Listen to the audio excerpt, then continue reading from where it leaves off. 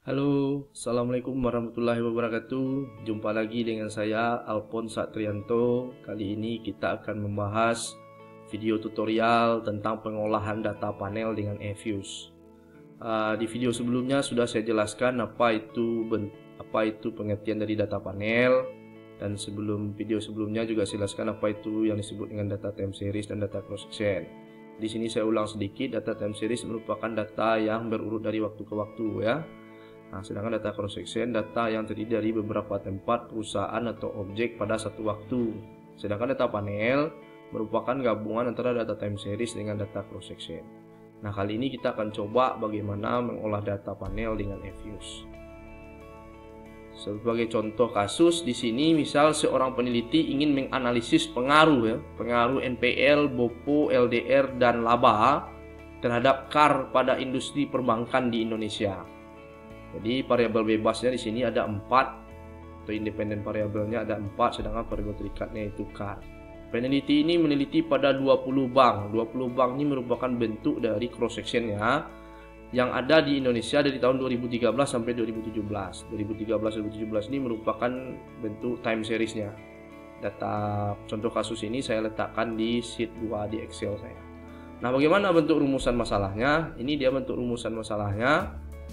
Jika ada variabel bebasnya 4, maka rumusan masalahnya akan ada 5. 3 variabel bebasnya, maka rumusan masalahnya ada 4. Nah, ini dia untuk rumusan masalahnya. Pertama kita melihat pengaruh NPL terhadap CAR, BOPO terhadap CAR, LDR terhadap CAR, laba terhadap CAR, kemudian secara bersama-sama terhadap CAR. Ingat, rumusan masalah diakhiri dengan tanda tanya ya, karena rumusan masalah itu merupakan kalimat tanya. Kemudian hipotesisnya juga ada 5. Ini hipotesis 1, hipotesis 2. Sama dengan contoh sebelumnya, H0 itu menyatakan tidak terdapat pengaruh, sedangkan HA terdapat pengaruh. Ya. Ini untuk hipotesis 3 dan ini untuk hipotesis 4, sedangkan hipotesis kelima merupakan untuk melihat pengaruh secara bersama-sama. Kriteria pengujian hampir sama, hipotesis 1, 2, dan 3, karena itu merupakan uji parsial, maka kita melihatnya dari nilai T hitung ya. Nilai T hitung. Jika T hitung lebih kecil dari tabel atau min T hitung besar dari tabel, maka probabilitasnya akan besar dari 0,5. Jika kondisi itu berlaku, maka kita menerima 0. Begitu sebaliknya, kita akan menerima AA ya, jika probabilitasnya kecil dari 0,05.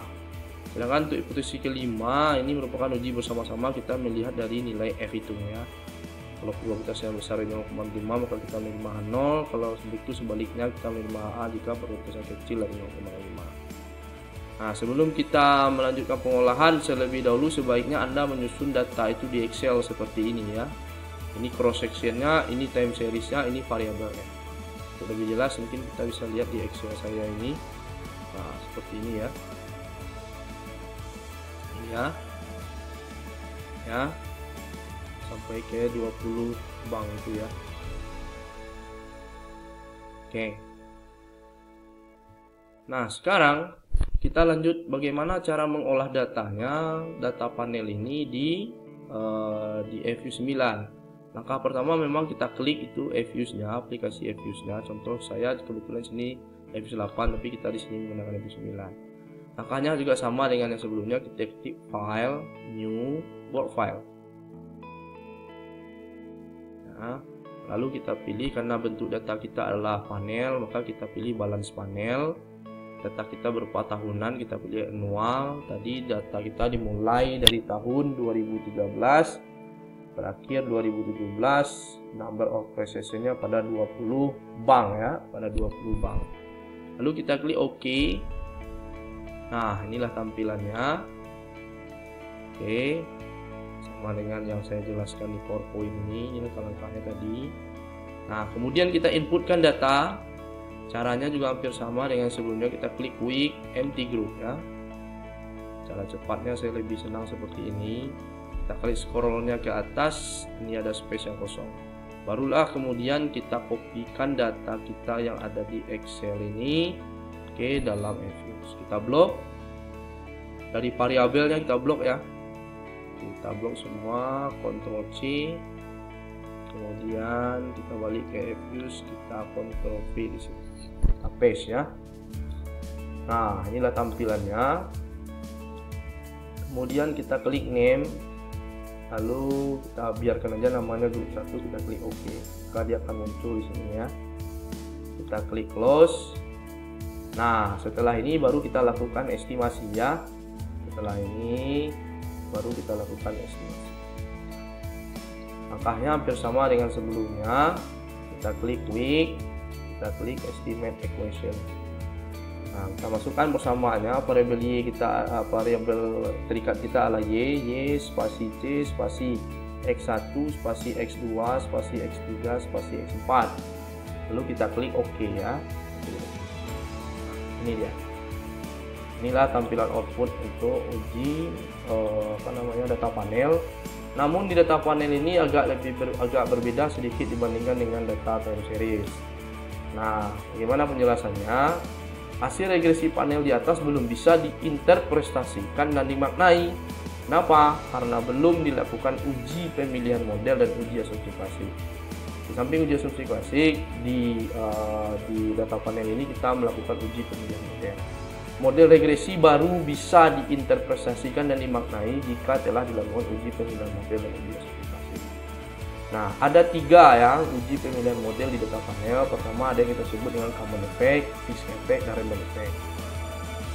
Untuk memilih masing-masing uji tersebut digunakan 3 metode ya. Pertama yaitu uji chow test, dilakukan apakah model kita itu lebih baik menggunakan common effect atau fixed effect. Lalu Hausman test, apakah fixed effect atau random effect lebih baik.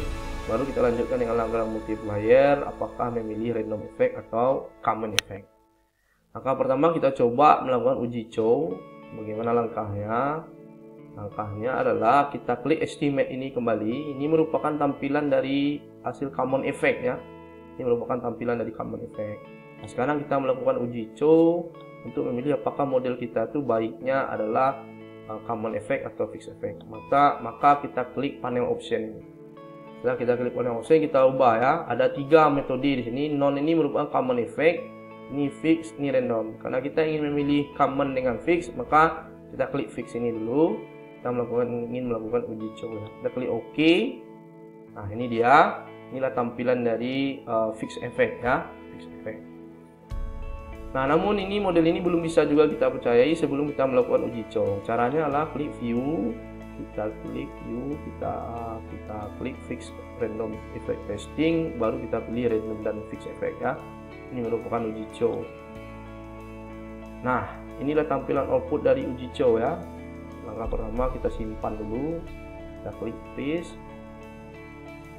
Nah, beri nama misal uji chow ya, uji chow. Nah, maka dia akan muncul di sini. Kita close. Nah, bagaimana kita mengetahui apakah ini model yang terbaik adalah common effect atau fixed effect? Jika probabilitas cross section F-nya ini kecil dari 0,5, maka model yang terbaik itu adalah fixed effect. Nah, jika dia kecil dari 0,05, maka yang terbaik itu adalah fixed effect lebih tepat. Oke, kita lanjutkan ke uji Hausman. Apakah uji Hausman digunakan untuk melihat apakah model kita tuh sebaiknya menggunakan fixed effect atau random effect? Kita klik lanjut ke estimate, kita klik panel option. Nah, jadi uji Hausman ini menggunakan apakah fixed effect atau random effect. Kita klik random effect, lalu kita klik OK. Nah, ini adalah tampilan dari random effect. Namun kita uji dulu dengan uji Hausman ya. Fix, klik ini Hausman test. Nah, ini hasilnya. Kita simpan dulu, kita klik freeze, kita kasih name, kita beri nama uji Hausman. Oke, kalian akan muncul di situ. Nah, dari mana kita mengetahui apakah model ini lebih baik fixed effect atau random effect? Ketika nilai probabilitas cross section random ini besar dari 0,05, maka model yang terbaik itu adalah random effect. Namun kalau jika kecil dari 0,05, maka kita jatuh pada fixed effect. Nah, dari contoh ini karena probabilitasnya besar dari 0,05, maka kita melanjutkan ke uji Lagrange. Namun jika dia kecil dari 0,05 di sini kita tidak perlu melanjutkan ke uji Lagrange. Berarti model yang terbaik adalah model fixed effect. Namun karena ini besar daripada 0,05, maka kita melanjutkannya ke uji Lagrange multiplier. ya. Ini dia hasil. Maka kita melanjutkan ke uji Lagrange. Nah, bagaimana cara dengan uji Lagrange? Kita klik lagi estimate ini, kita klik panel option. Nah, kita nonkan ya. Jadi uji Lagrange itu memilih apakah model yang terbaik itu common effect atau random effect. Kita klik non, lalu kita klik OK ya. Nah, inilah tampilan dari common effect tadi. Namun ini belum bisa kita percayai apakah ini model terbaik. Kita lakukan dulu uji Lagrange. Nah, hebatnya di FU9 ini uji Lagrange ini ada langsung ya. Di FU8 belum ada, hanya uji Chow dan uji Hausmann. Jadi kita klik ini uji Lagrange. Nah, inilah hasil output dari hasil estimasi uji Lagrange multiplier ya. Kita simpan dulu, freeze. Kita kasih name ya. Kasih name. Kita buat ini uji LM. Klik OK ya. Tadi akan tulis ini, kita close. Nah, apakah model kita ini jatuhnya kepada common effect atau random effect? Nah, dari mana kita yang mengetahui? Kita mengetahui, lihat dari sini ya, cross section Bruce-Pagan ini. Beberapa buku saya baca juga ada melihat dari sini, tapi hasilnya hampir sama kok gitu. Nah, terserah saja ya. Nah, karena ini nilainya kecil dari 0,05, maka model yang terbaik untuk contoh kita kali ini adalah random effect. Namun kalau dia besar daripada 0,05, maka model yang terbaiknya adalah common effect. Jadi contoh kita kali ini adalah model kita jatuh kepada random effect. Ya, nah dia kecil maka jatuh pada random effect. Namun jika besar, maka pilihlah common effect. Nah, karena model kita ini adalah random effect, maka karena model regresi panel di atas berbentuk random effect, menurut Gujarati, maka uji asumsi klasik tidak perlu dilakukan. Nah, namun jika model regresi panel Anda nanti berbentuk common effect atau fixed effect, maka perlu dilakukan uji asumsi klasik. Nah, kebetulan contoh kita kali ini jatuhnya di random effect, maka tidak perlu kita lakukan uji asumsi klasik. Maka model yang terbaik yang kita maknai adalah model random effect. Kita balik ke estimate, ya kan? Kita klik panel option. Nah, model yang terbaik kita pilihlah random. Nah, inilah model atau hasil penelitian kita dengan data panel pada contoh kita pada kali ini. Kita simpan, freeze, kita kasih name, kasih regresi random effect ya. Nah, ini dia, kita klik, maka dia akan muncul. Nah, model inilah, hasil estimasi inilah yang kita maknai koefisien dan probabilitasnya ya.